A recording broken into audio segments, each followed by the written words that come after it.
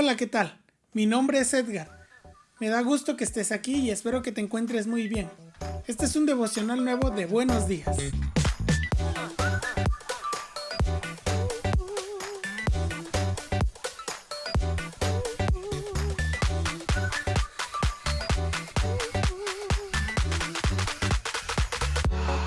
Antes de comenzar con el devocional, quiero invitarte a que te suscribas a nuestro canal de YouTube.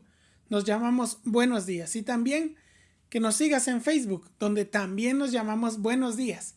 Así que te invito a que hagas crecer esta comunidad y si tienes a alguien que le pueda bendecir uno de estos mensajes, alguna canción o alguno de estos videos, que se lo compartas y le des like a nuestros videos. Bueno, vamos a pasar entonces al versículo del cual vamos a partir en este devocional. Se encuentra en Mateo 7, versículo 24. Vamos a leer juntos. Cualquiera pues que me oye estas palabras y las hace, le compararé a un hombre prudente que edificó su casa sobre la roca. Ok, vamos a seguir leyendo los versículos, pero vamos a hacer una pausa porque no sé si te has preguntado alguna vez a qué palabra se refiere Jesús en ese versículo, porque él está diciendo, si me oyen estas palabras, si escuchan estas palabras. ¿Qué palabras? Bueno, pues todas las que vienen a partir del capítulo 5 de ahí mismo, de Mateo. 5, 6 y 7 son conocidos como el Sermón del Monte. Y yo me tomé el tiempo para hacer una pequeña lista porque no vamos a tocar todos los puntos, no vamos a estudiarlos exhaustivamente porque necesitaríamos mucho tiempo, pero sí quiero invitarte a que tú los puedas leer y que puedas meditar en la palabra del Señor en estos capítulos 5, 6 y 7. No lo haremos ahora mismo, como te digo, porque sería demasiado extenso, pero en el Sermón del Monte Jesús menciona algunos puntos como estos. Las bienaventuranzas, en Mateo 5 del 1 al 12. Jesús enseña acerca de cómo deben ser o a qué deben aspirar sus discípulos y la naturaleza a la que deben llegar, las cosas que deben ser lo normal en ellos. Después habla de la sal de la tierra y de la luz del mundo.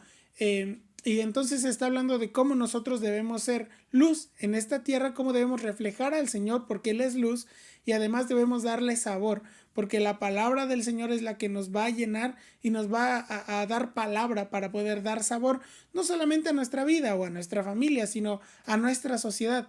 Y recordemos que en ese tiempo los que eran extranjeros eran tenidos por gentiles, no tenían la palabra del Señor. Entonces el pueblo de Israel tenía que marcar una diferencia tangible.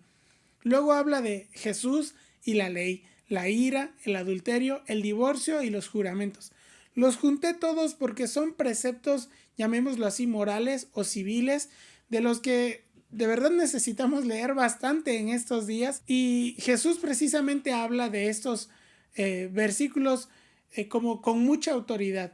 No voy a decir más, estos temas son muy especiales, si gustas puedes ir a leerlos en Mateo 5.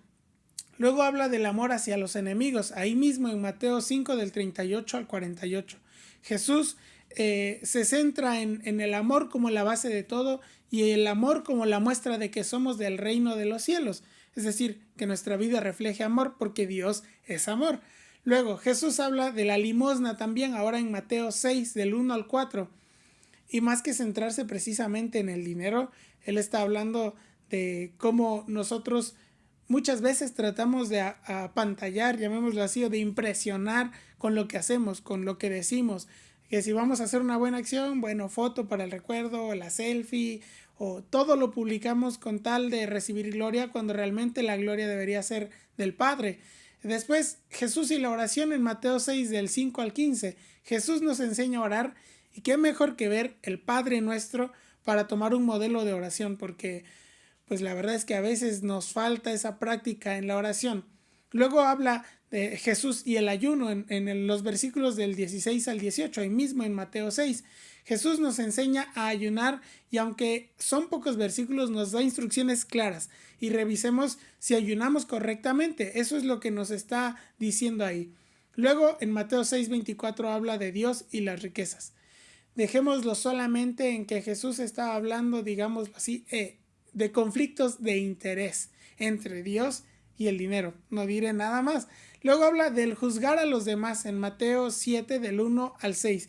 Y Jesús nos está animando a que no condenemos a otros, que antes de juzgar a los demás, y esto es muy importante, antes de juzgar a nuestro semejante, a nuestro prójimo, nos demos cuenta de que nosotros necesitamos analizar nuestra vida y que no somos jueces, no somos la autoridad que tenga la labor o la obligación de juzgar a alguien. Nosotros debemos dar cuentas a Dios de nuestra vida y sí debemos exhortar a tiempo y fuera de tiempo, porque Pablo le decía eso a Timoteo, pero nosotros no somos jueces.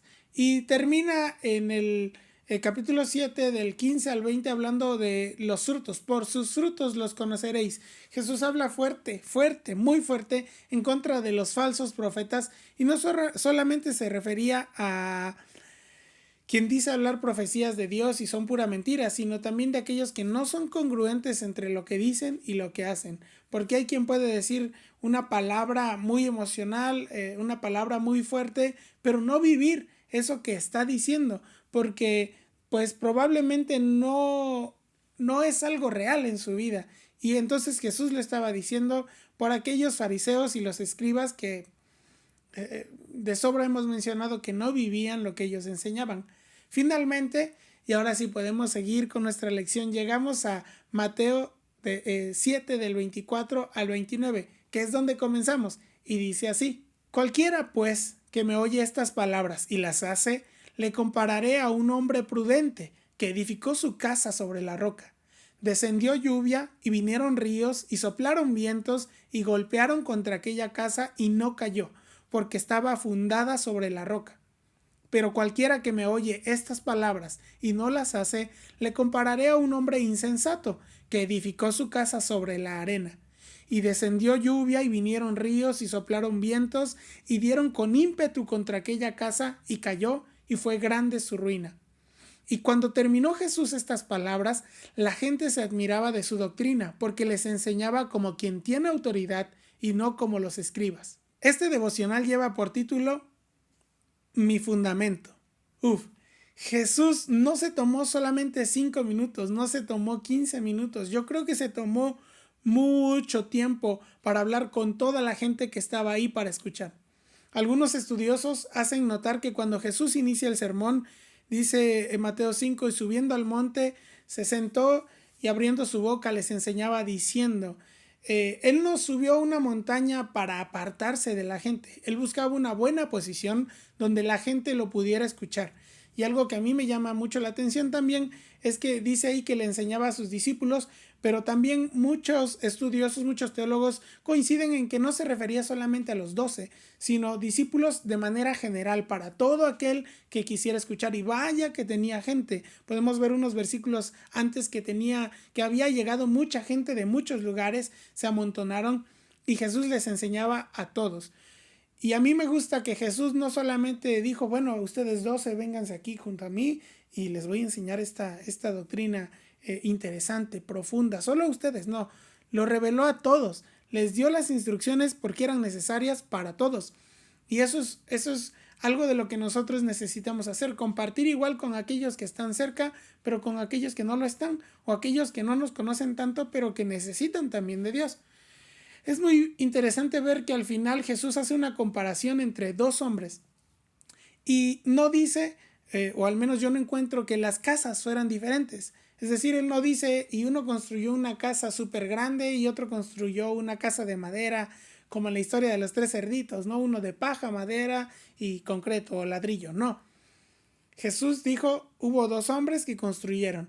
Y a mí me gusta pensar que las casas no eran diferentes, sino que los fundamentos eran lo diferente. Es decir, la fachada pudiera ser lo mismo, pero los fundamentos no. Y por eso este devocional se llama Mi Fundamento. Ese es el centro del devocional. Muchas veces pensamos que lo importante de nuestra vida es lo que parece que somos, lo que la gente ve, cómo es nuestra apariencia para la sociedad, que ante la gente nuestra vida parezca perfecta, cuando el Señor nos ha dicho que Él se perfecciona, su poder se perfecciona en la debilidad.